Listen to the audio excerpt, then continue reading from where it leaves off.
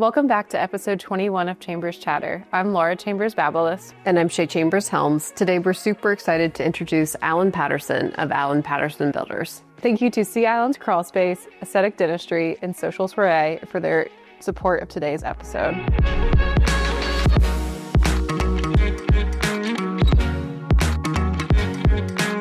Hello, I'm Alan Patterson. I'm going to tell you a little bit of growing up in Beaufort. Alan, we're so happy. Born and bred here. Yes. And I have a funny story about how my family got here.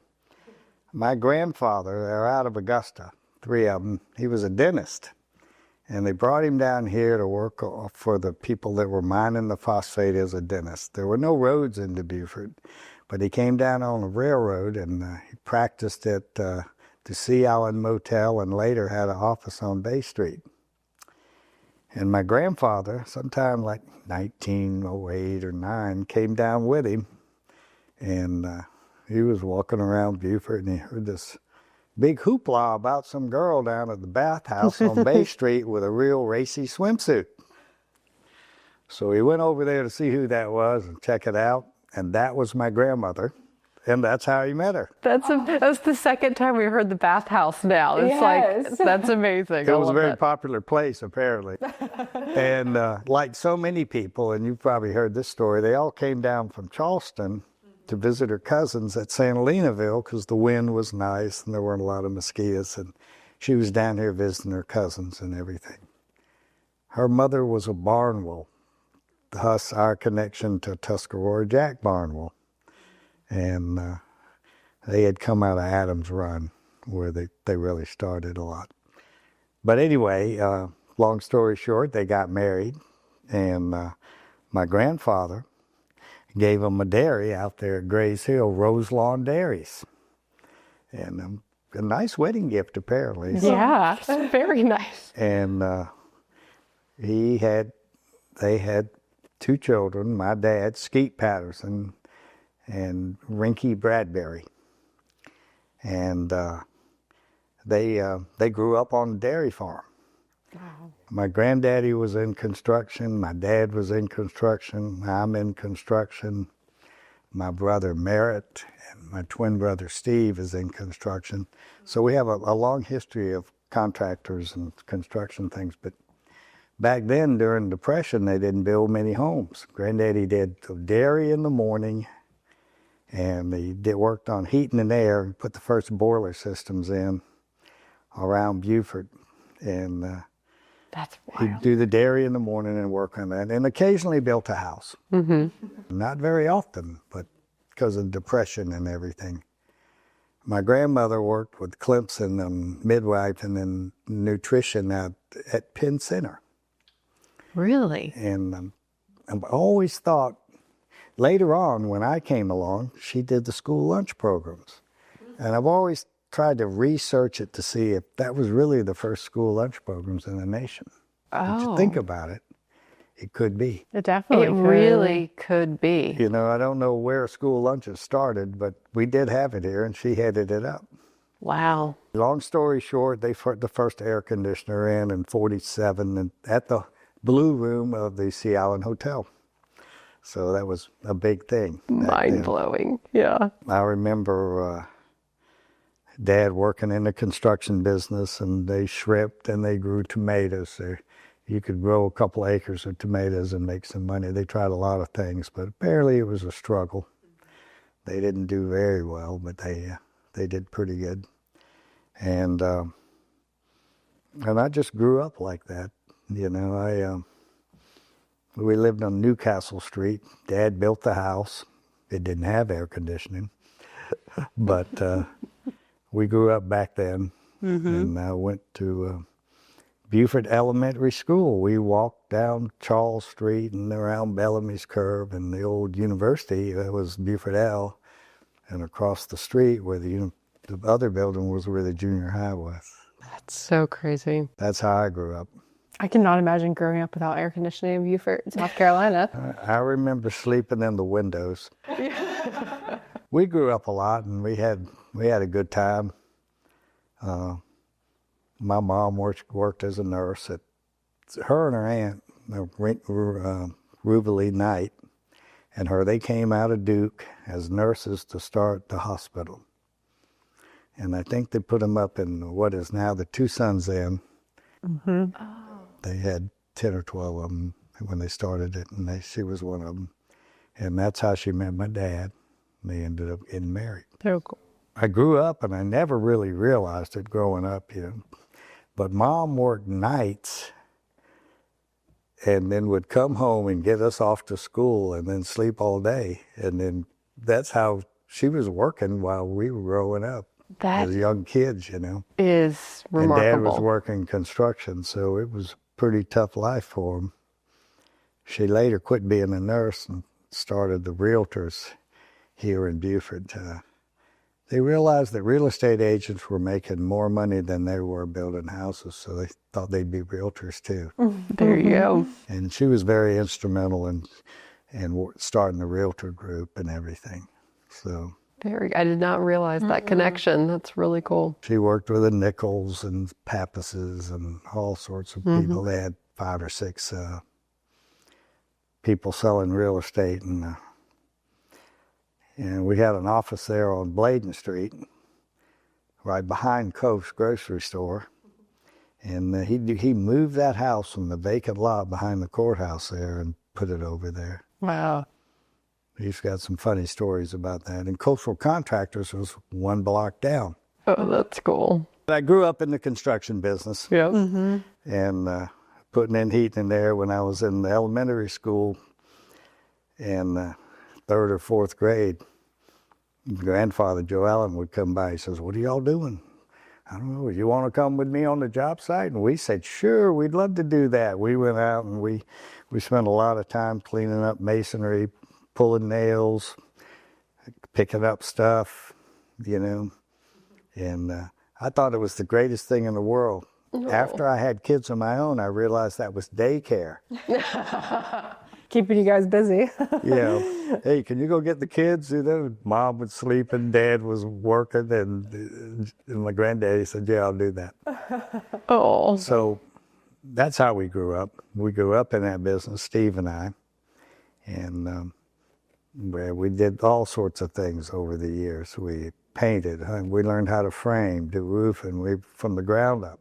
Mm-hmm. But we stayed here in Beaufort and worked. And back then in the 60s, we got paid $1 an hour, $1.25 an hour, $40 a week, So crazy. We did okay with that. Yeah. I remember I was saving for a van, so I put like $80 in the bank, and I had enough money to go to the drive-in. Oh. You go to the drive-in, and you could, it's a couple of dollars to get in, and that was a good place to take your date if you had a car, which I did later in high school. My brother and I split one. Oh, nice. That's the good thing about having a twin brother. They just buy one car, and you can split. I'm surprised y'all didn't, with all your savings, have to. That's awesome. My brother was tough on cars. We got a nice new Chevy Impala 2-door sports model, and he wrecked it. And for the rest of high school, it had a different colored fender. Oh, downfall of sharing cars. Yeah, it didn't work out that good. No one has talked about the packing yet. Well, it used to be, it was a good summer work. You could go out there and look in the packing sheds. The girls mostly worked sorting and everything. Mm-hmm. And then the guys, I worked in the back with flowers and stacking crates and doing stuff like that. And it was good work. I worked out at the one in Burton. Mm-hmm. Oh, I didn't know there was one out there. That was a good place to make some good money, which we did. And but mostly what I did is work construction with my dad. Back then we didn't have plywood. We put 1x6 diagonal on things. And my granddaddy, he didn't let anything go to waste. Where you were forming up concrete, doing the foundations, and that would be your roof rafters when he finished. Wow. We'd pull all the nails out and reuse the lumber. Wow. That's And something. we built a lot down on Newcastle a little bit. That's where we grew up. Mm-hmm. And then we had old Sheriff Wallace across the street, and the Harriets down the way, and the Summeralls lived one block over on Pigeon Point.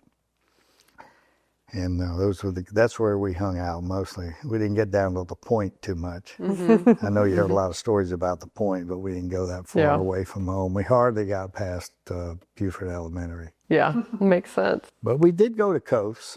Uh-huh. It was right there. And our usual weekend was, we either go down the boat. On my dad's boat, he built a boat out of a landing craft called the Sinking Fun, a houseboat. And he'd go down there to Pritchard's and those places, or Gales Break, and spend the weekend and come back. And it was a landing craft? It was a landing craft. I have pictures of it. He'd been doing a lot of work. He worked for the Mitchell brothers at that time, and he got a lot of stuff, fire hoses with the rub rails, and something from a post office, say, remodel with the metal handrails, but it was a landing craft that was salvaged. They made the gas cans out of beer kegs, and it had a twin 70 horsepower Evinrudes on the back. Oh my gosh, that's incredible. You'll have to send us a picture. And everything. Yeah. And later on in life, he got Marvin Roller's boat, a 65-foot Hawker's Island, and renovated that. And he called that the Sinking Fun too. But that's the big boat he had. And all they did is play cards down there. They liked to gamble. That's great. And every Wednesday, they go up to the yacht club. Mm-hmm. And that's what they did up there. They gambled. Mm-hmm. And it got to be pretty big, where Thursday morning could be real good or real bad, depending on how it went that night. When did you start Alan Patterson, your own construction company? Well, I got back here in 90, and I worked with my brothers for 13 years. Merritt, Steve. It started out as Patterson Construction on Bladen. And then Merritt left about somewhere around 90. Around 2000, he left and formed Beaufort Construction, and Steve stayed on, and then I stayed on about 4 or 5 years, and then I left and formed Alan Patterson Builders. That's amazing. It's been a pretty incredible 22 years. It's an interesting story getting there. So I was involved with Operation Jackpot, and after I spent quite a while in jail, I got out, and you would think, as Reagan said, well, serve your time, get out of jail and go on with your life. Not quite the way they had it planned. They put tax liens on me for 7 years and then renewed for another 7. Oh my, I did so not know. So they let me make $100 a week working for my brothers, which I did for 14 years. Stop. And Carew Rice and Colin Vatty got that taken care of. And I'm forever indebted for them for doing that. But every Thanksgiving I'd get audited. It was nice. And I kept everything in a little shoebox to make it hard. Well, here it is. And she'd come by the house just to make sure I didn't have a big screen TV or something, a fancy car somewhere or something. Oh my God. I lived on Allison Road, a little house, which is my favorite house. It's still there on the right. Oh. My brother owned it, and they let me stay there rent-free, and I drove a company truck. And I went to eat lunch with my mom. So I was okay. I wasn't hurting, let's put it that way. But we weren't getting ahead. Oh my gosh. So, next to impossible to get ahead. Yeah. Wow. Did side jobs for cash and stuff like that.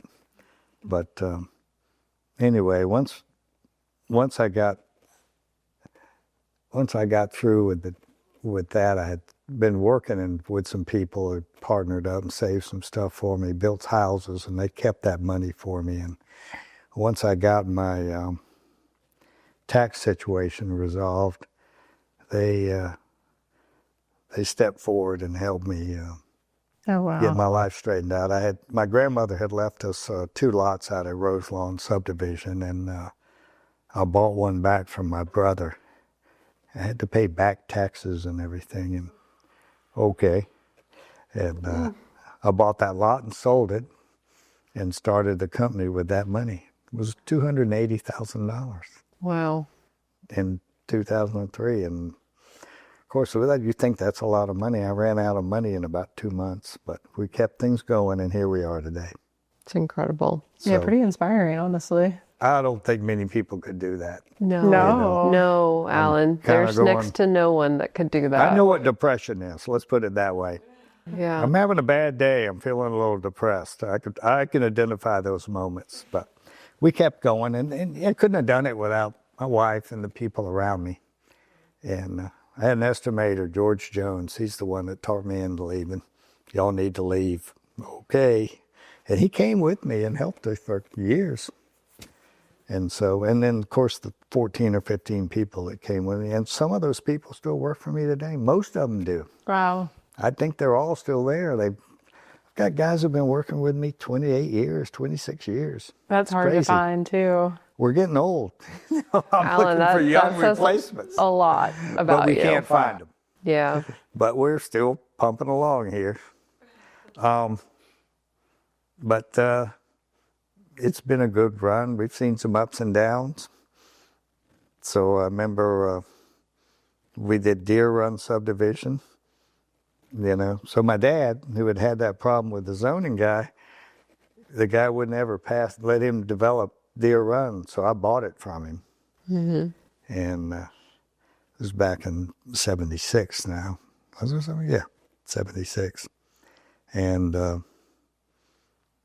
then I went out there, and Ronnie Rozelle cleared the lots. I gave him 2 lots, and he dug a pond.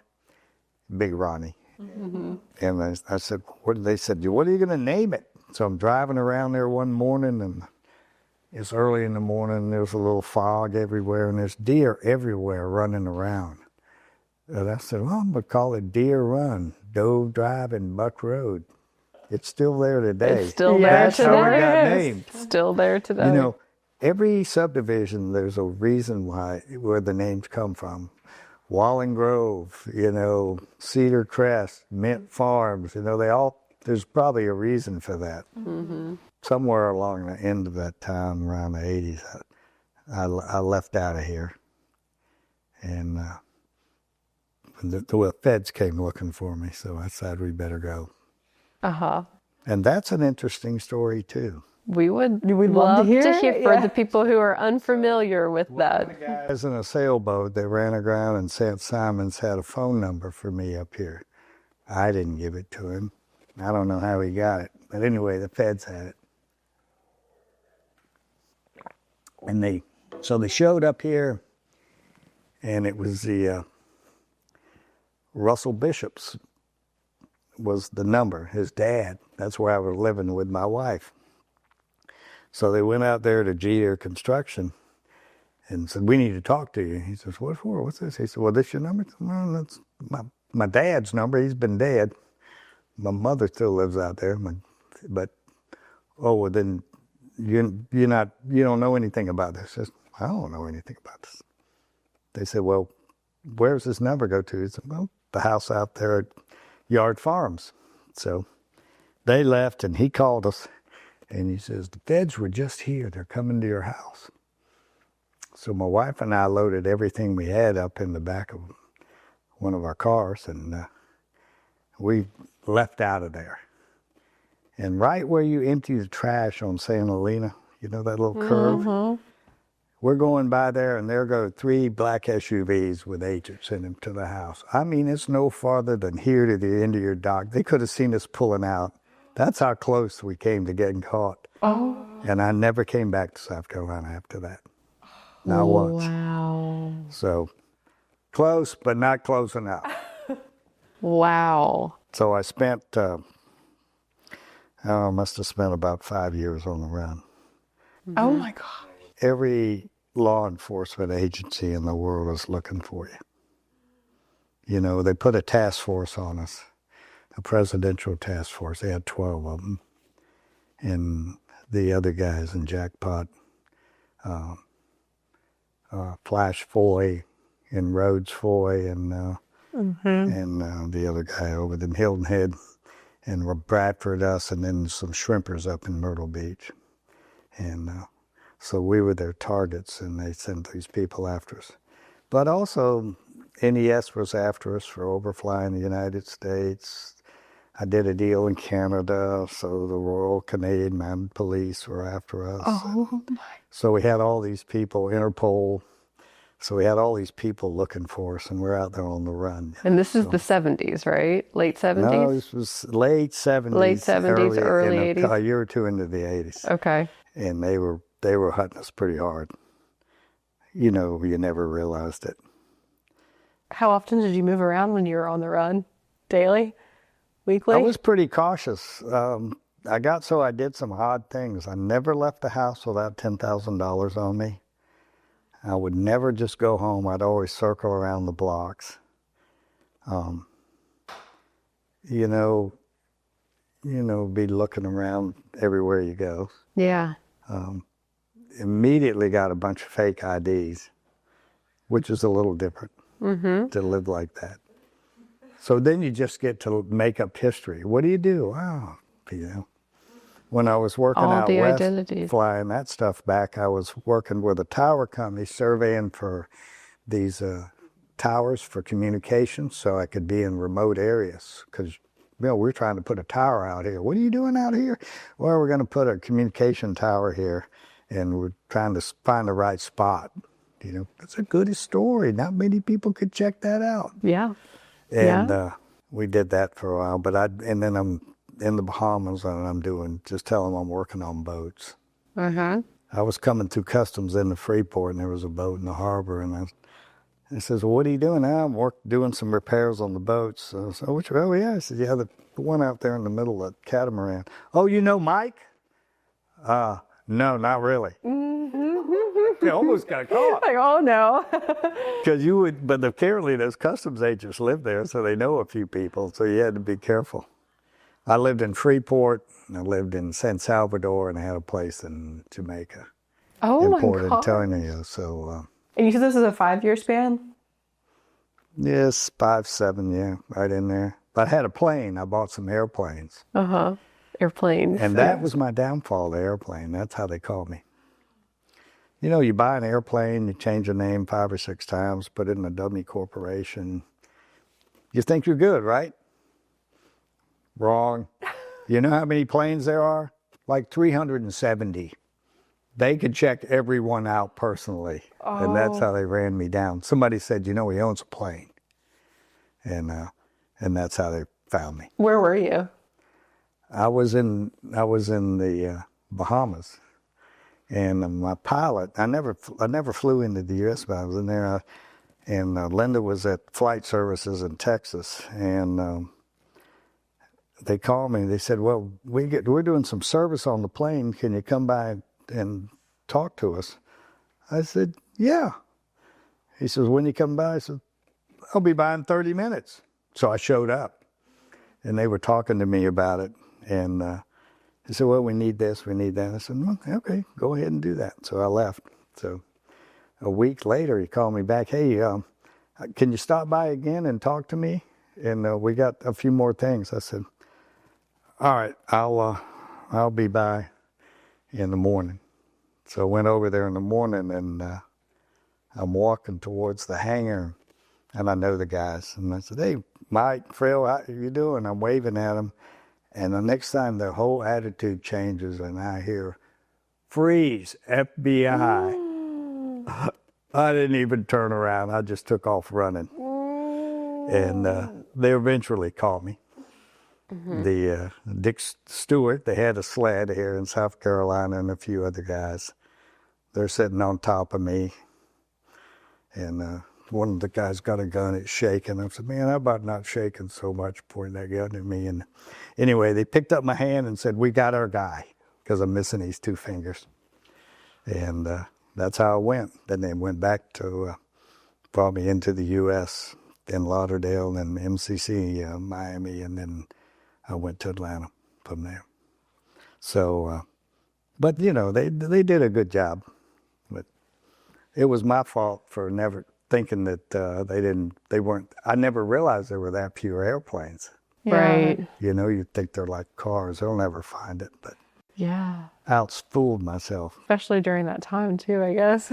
Well, the bottom line, Presidential Task Force, they got all the money in the world to chase you down. And they did. Part about how we got in this business was we started doing, when I was in college, they said, we need a place to unload. It was getting hot. The guys were working out of Key West, Les Riley and Foy and all those guys.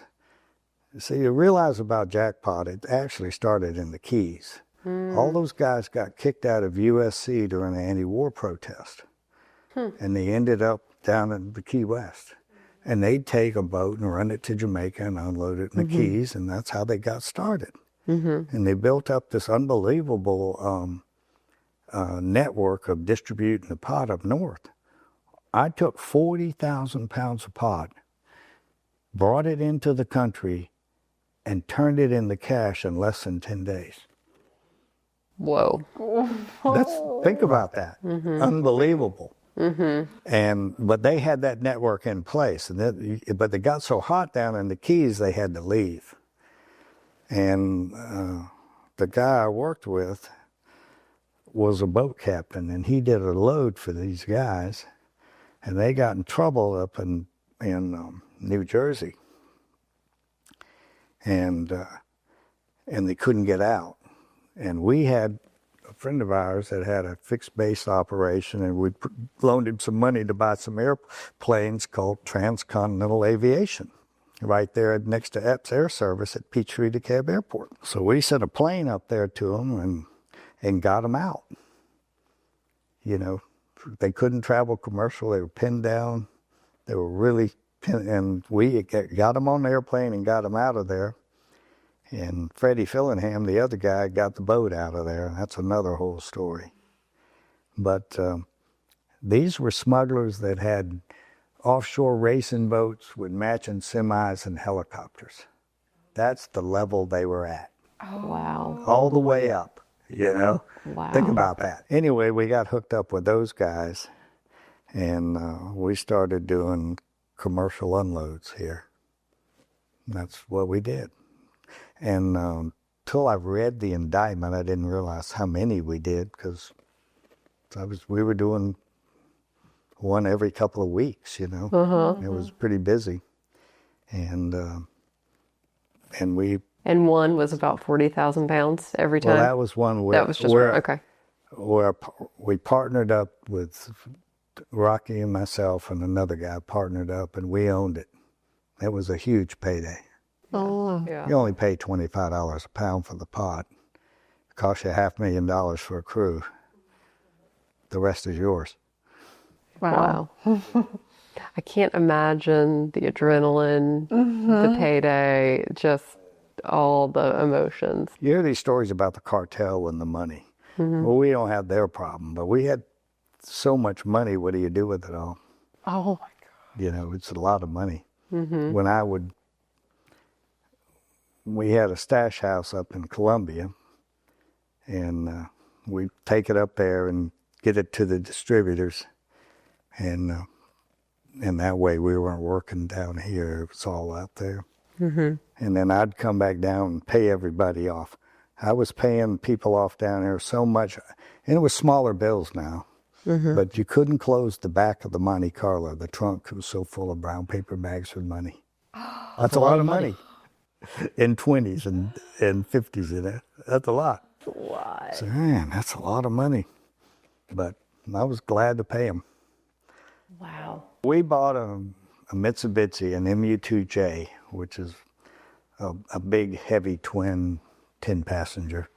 And one of the guys we worked for bought a Marquis, which is a little smaller one. So we're messing around with him down there. And I said, okay, we're going to New York. All right. The first guy to the World Trade Center wins, and the loser has to buy dinner for everybody up there. So we're racing to Teterboro, which is the private airport in New Jersey, setting up the helicopter trip, because you could land the helicopter on top of the World Trade Center. Oh. And so the last guy there had to buy dinner for everybody. And that's, you know. So we're racing helicopters, we essentially. won our time. Yeah, man, it was like a race to get there. That is, like, I just can't fathom that time in life. Wow. That lifestyle. Because there's no way you could do that now. So another funny story with these guys. So we had bought a big boat, an 80-footer we bought in Italy and come across, and we did our deal, and we were living on it in the Bahamas. And when I was on the run, I lived on the boat and traveled around. And so we had our guy, one of our distributors from New York down there, and some other people were entertaining, getting ready to do some business. And so we said, let's go eat at the Grey Cliff. Very fine, excellent restaurant.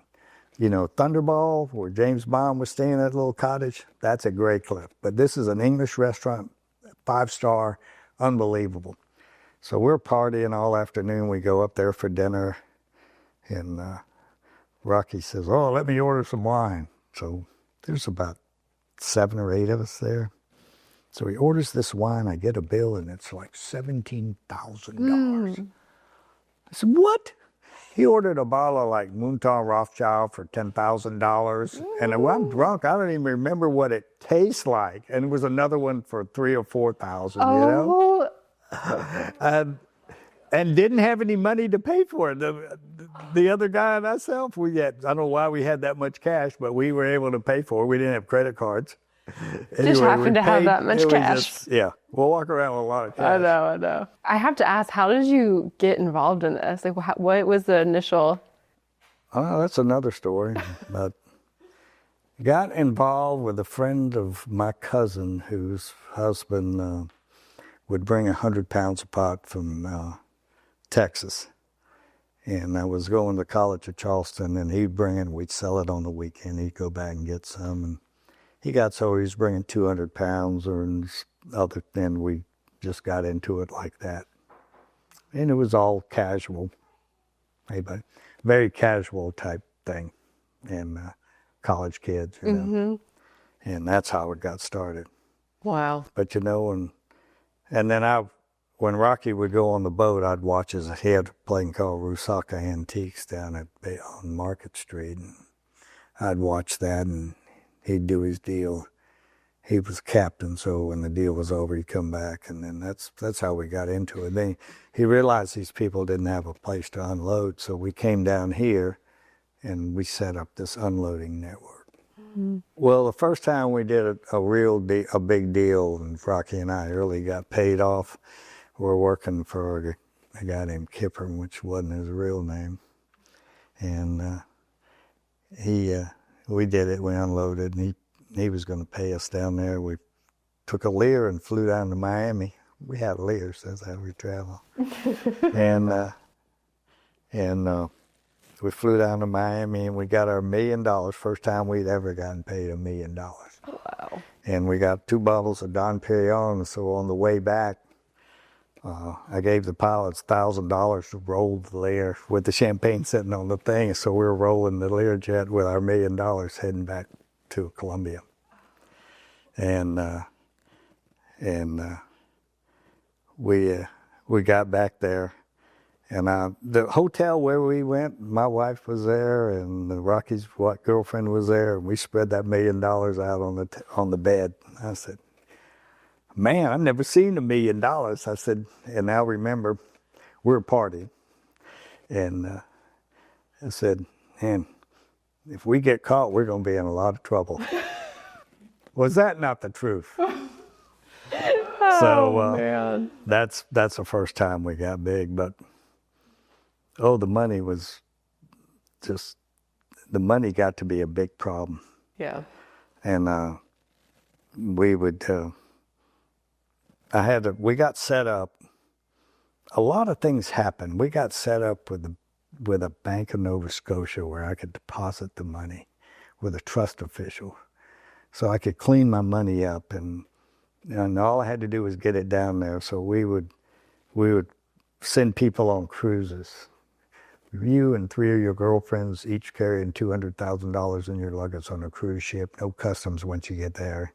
And I'll just pick it up and we'll go from there. And we did that, but later on, when I got in the Bahamas, I got tied up with the government paying them off, and I could just fly in, and the custom guys would meet us on the tarmac and load it into the taxi, and we'd go there, go to the bank. Wow. So it got to be pretty big time. And they never caught that guy, Kipper. And he was amazing. We would do this. We got with these group of people, and the end of the cruising system, in like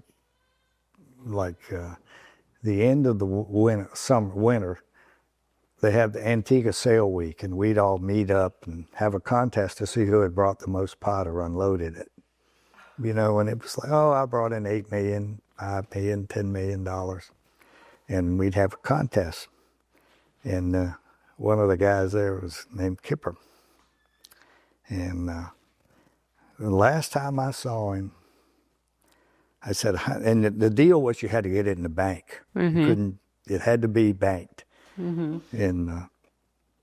he brought in, and it was, I said, well, how much did you bank? 100 million. Whoa. You banked 100 million in 1977. Whoa. You know how much money that is?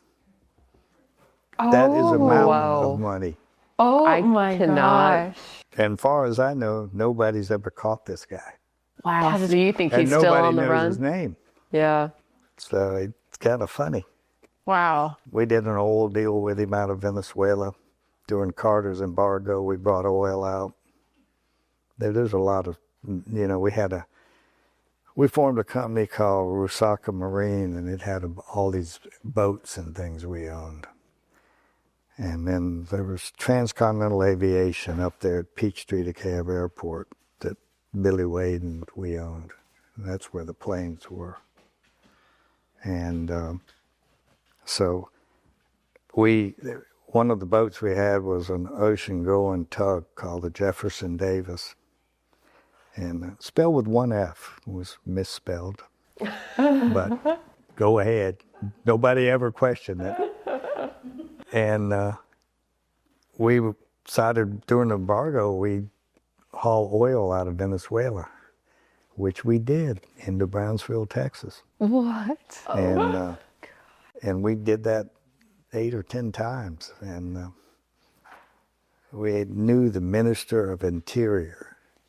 Rolando Cardenas' dad was the Minister of Interior, and he set up this deal where we could get the oil. We just had to pay for it. And we had plenty of money, and we paid for it and did that deal. Oh my gosh. And so they said, hey, if you give us $250,000, or we leave these pumps on all weekend and fill you up. And I said, deal, you know. That's how life was rolling, you know. Wow, Alan. Back Thank to you. Beaufort. Thank you for sharing. That is a journey that I can hardly fathom. Yeah. And it's so funny that it's not even Well, hard there's drugs. a couple it's of pot. things, you know. Once there was Jackpot, and there's like chapters, the most money I ever saw. You could fill this room halfway, almost 3/4 of the way up with money, like stacked like pine straw bales, different currencies. I'm going.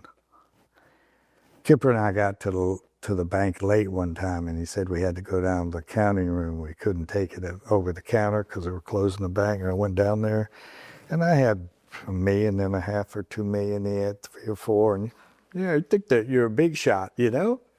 We walked in there, and this room, think of this room filled up with pine straw bales of cash, and 8 or 10 girls counted just like in the movies, and you're going, oh, I guess this really isn't much at all, you know. But that's what was going on. Yeah. There was huge money moving. Wow.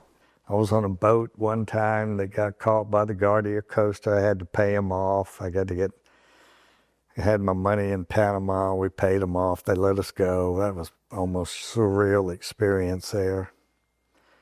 Watching them shoot the other boats to pieces with 50 calibers. And this thing of blowing up these boats, that's been going on down there all the time. The experiences that you've seen and witnessed, and I had a pilot pull a gun on me on a strip trying to renegotiate the price.